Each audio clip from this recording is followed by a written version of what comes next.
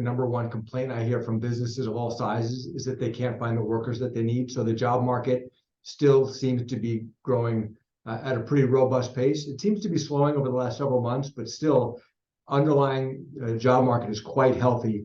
And that tells me we have more work to do to try to cool down the economy and bring demand and supply into balance. At some point, it will be appropriate to step down from 75, likely to 50, at some point perhaps to 25. I'm not sure if that is going to be the next meeting or maybe the one after that. It's really going to be determined by the data that comes in. But I think the purpose of the statement in my mind was to open the door to signal at some point in the foreseeable future, we would expect to step down from 75, likely to 50 would be my guess, but we need to see how the data comes in.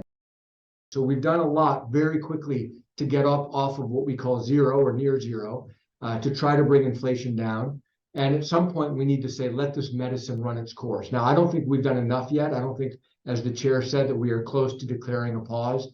So nobody should misinterpret the statement to indicate a pause is around the corner. I don't think that that's true. But at some point, it will be appropriate to let this medicine work its way through the economy.